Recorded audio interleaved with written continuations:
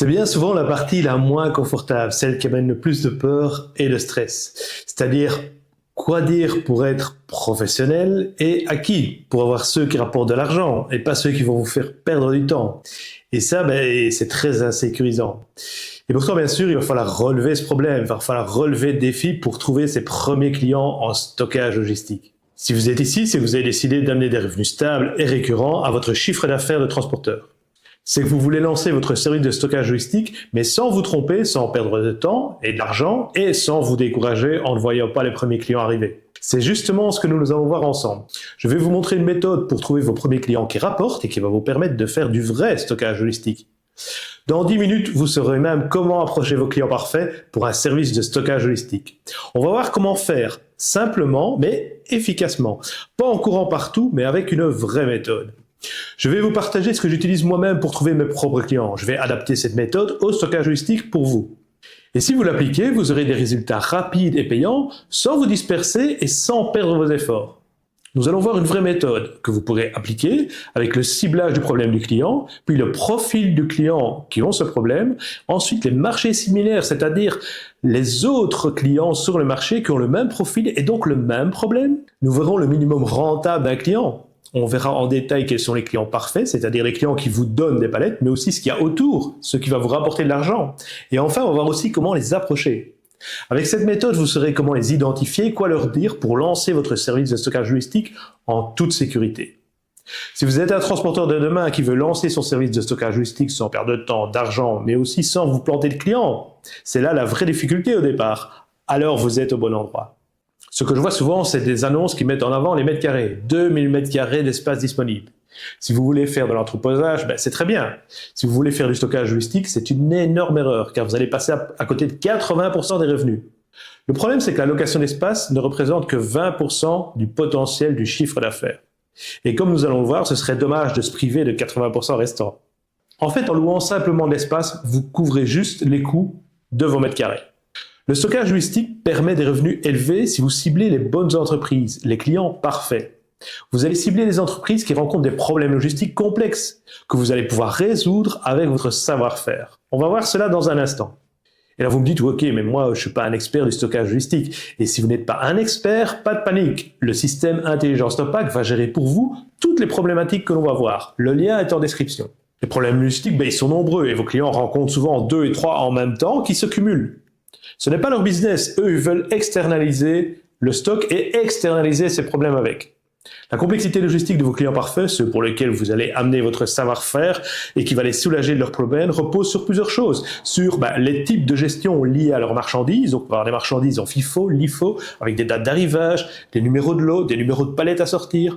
Ça repose aussi sur les caractéristiques propres de la marchandise, par exemple. Les lots, les numéros de série qui seraient liés à la marchandise, ou encore des goûts et des couleurs qui sont liés à cette marchandise.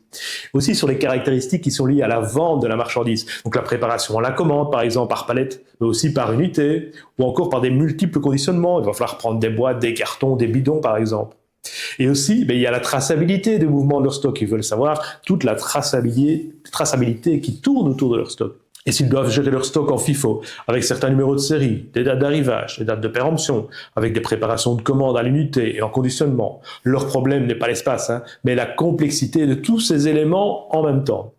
Imaginez maintenant que le client se connecte en ligne, passe sa commande d'entrée et ses commandes de sortie, précise le numéro de lot et les quantités.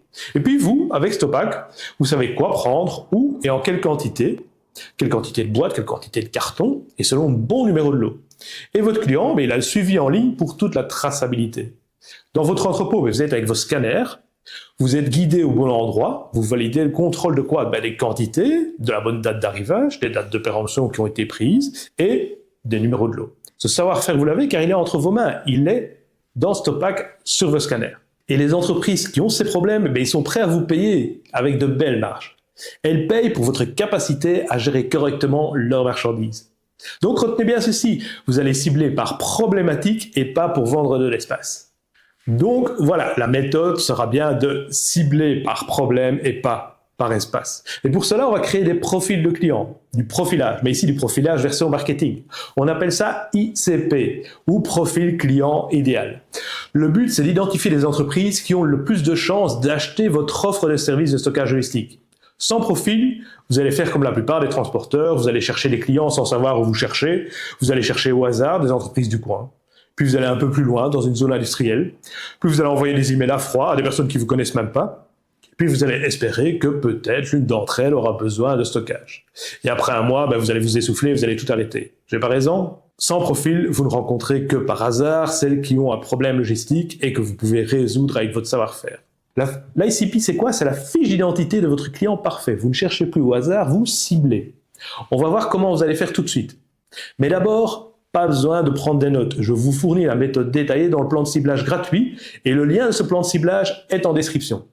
Rappelez-vous, on veut faire du stockage logistique avec 20% de revenus de l'entreposage, mais surtout 80% de revenus sur votre savoir-faire, sur le problème de gestion de stock de vos clients parfaits. La cible doit donc avoir des caractéristiques précises qu'on va devoir identifier tout de suite avant même de commencer la prospection. C'est la première étape de cette stratégie. Quelles sont les caractéristiques de ces cibles? Prenons un exemple. On veut répondre à un problème de numéro de lot, picking à la palette ou au carton et en unité. Donc assez simple, numéro de lot plus un picking, carton, palette, unité. Et en plus, on veut offrir effectivement le suivi du numéro de lot pour chaque destinataire pour assurer la traçabilité pour ces fameux clients. Et ça, Stockpack vous permet d'offrir facilement ce savoir-faire. Nous identifions des cibles avec ces problématiques. Prenons simplement des grossistes. Il y a des grossistes en matériel hospitalier, des grossistes en compléments alimentaires, il y a des grossistes en produits d'entretien, il y a des grossistes en emballage, il y a des grossistes en cosmétiques et parfumerie, et tous ces grossistes cherchent des prestataires pour gérer quoi? Leur numéro de lot, les dates de péremption, les dates d'arrivage, le FIFO ou FEFO, le picking multiniveau et surtout la traçabilité des numéros de lot et de la marchandise. Voilà donc une première partie de la méthode qui est terminée. Nous avons ici identifié une problématique et un secteur d'activité qui correspond, qui sont les grossistes. On a vu qu'on peut avoir beaucoup de types de grossistes différents avec cette même problématique. Une fois le ciblage effectué, on va faire quoi? On va faire la deuxième partie de la méthode qui est le détail du profil. On va déterminer qui est les décideurs, c'est important, qui on va contacter après. Un directeur logistique ou un directeur des achats ou le patron par exemple. On va aussi regarder où sont situées ces entreprises. Est-ce qu'elles sont dans des zones industrielles? Est-ce qu'elles sont dans les villes? Est-ce qu'il y en a tout près de chez vous, dans votre région? On va aussi regarder combien il y a d'employés chez ces grossistes. Ça permet de définir la taille de l'entreprise. Et ça, c'est important parce qu'on veut rester un vrai partenaire. Et donc, il ne faudrait pas tomber non plus sur des immenses multinationales pour lesquelles on serait perdu et pas non plus sur quelque chose de trop petit qui ne rapporterait rien.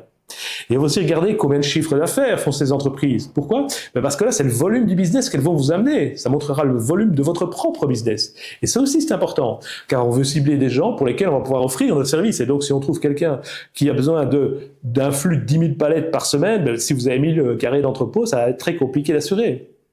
Donc, vous venez de créer quoi? Vous venez de créer l'ICP. Vous venez de créer avec ça le profil de chaque client parfait. Je vous fournis d'ailleurs les tableaux qui sont prêts à compléter dans le plan de ciblage, le lien est en description. Maintenant, si vous venez de faire votre premier client qui est un grossiste en complément alimentaire, vous serez tenté de rechercher les autres grossistes en complément alimentaire que vous trouverez tout autour. Et ça c'est une erreur parce que vous allez perdre beaucoup de temps et beaucoup d'énergie. Recentrez-vous sur la problématique plutôt que sur le secteur des grossistes. Ces mêmes problèmes de gestion de stockage existent également chez des distributeurs, par exemple, ou chez des importateurs, distributeurs de produits de santé, fournisseurs de matériel médical, fabricants industriels. Donc, dans la troisième partie de cette méthode, on va se poser la question quelles autres entreprises doivent également gérer ces contraintes. Et on va observer la marchandise des entreprises simplement. On va dire, tiens, est-ce qu'elle nécessite une traçabilité? Est-ce que c'est un produit périssable, par exemple? Est-ce que c'est un produit qui est réglementé? Est-ce que c'est un produit avec des numéros de lot, avec des numéros de série, avec des numéros de palette, par exemple? Imaginez, vous avez identifié votre expertise, on dit numéro de lot, date limite d'utilisation, picking au détail.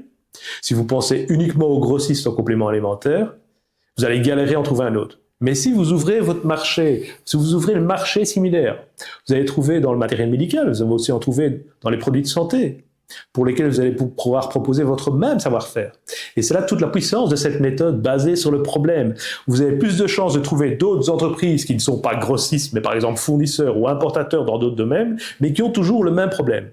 Donc je vous propose une chose, c'est de d'abord poncer le secteur des grossistes, donc prenez le grossiste et puis vous avez toute une catégorie de grossistes qui ont les mêmes problèmes.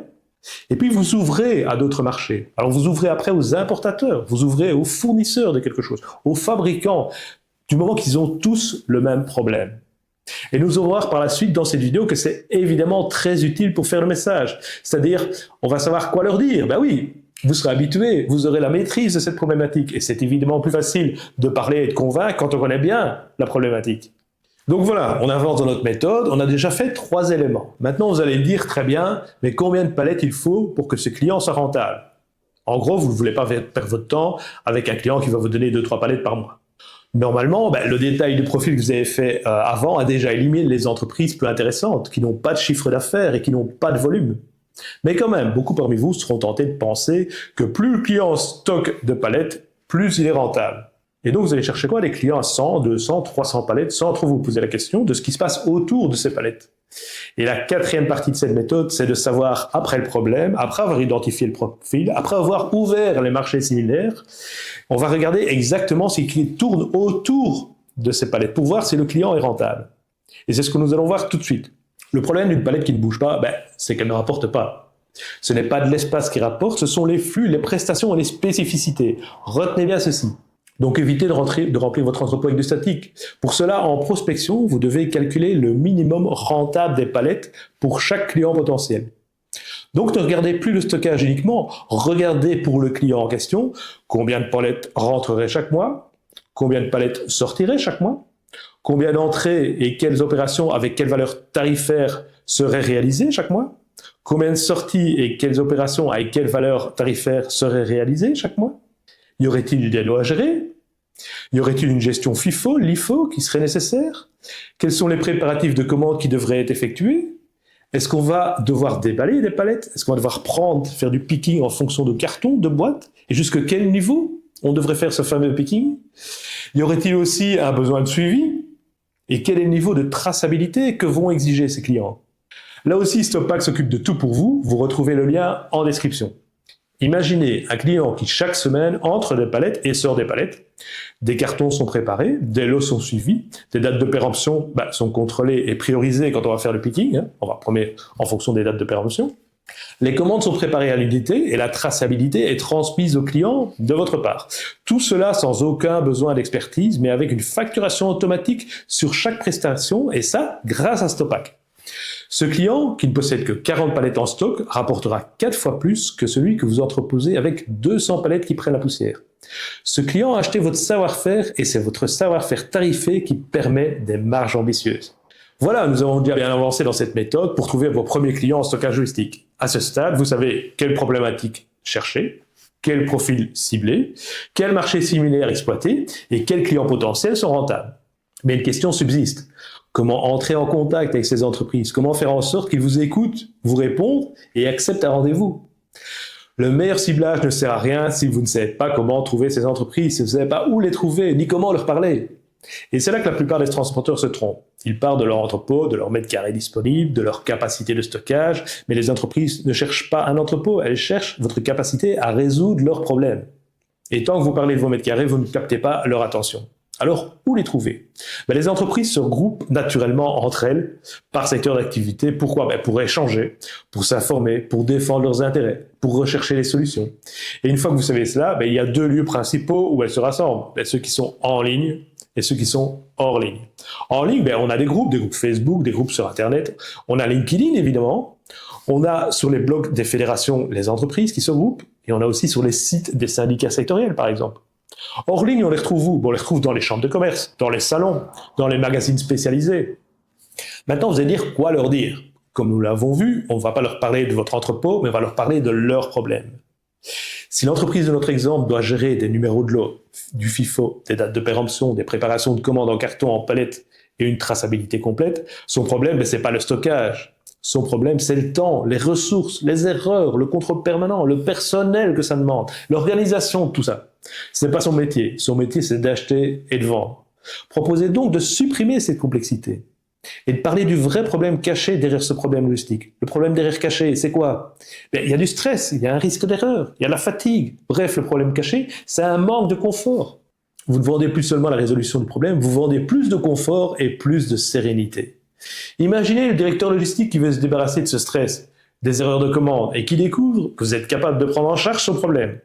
Pour lui, c'est moins d'erreurs, moins de stress, moins de contrôle et une traçabilité fiable. Il compare sérénité, confort et temps récupéré et non plus les prix, le prix de vos mètres carrés. Et c'est là que votre service de stockage logistique est unique et correspond à son vrai problème. Vous avez maintenant une vraie méthode pour identifier les problèmes logistiques, trouver vos clients parfaits et construire un message qui leur parle vraiment. Même si vous n'êtes pas un logisticien, vous pouvez proposer votre savoir-faire grâce à Stopack qui gère toutes les problématiques pour vous. Le lien est en description. Pour mettre tout de suite cette méthode en action, pour trouver vos premiers clients de stockage logistique maintenant, vous avez le plan de ciblage en description. Vous téléchargez simplement la stratégie de ciblage, qui est gratuite, et puis vous vous laissez guider étape par étape. Mais si vous souhaitez aller plus loin et être accompagné pas à pas, il y a une formation complète qui vous accompagne dans la mise en œuvre de la stratégie. Vous apprendrez à comment cibler les prospects, créer différents messages, construire une campagne et convertir vos prospects en clients pour votre activité de stockage logistique. Cette formation est proposée à la suite de la stratégie de ciblage. Le lien pour accéder à la stratégie de ciblage gratuite est en description.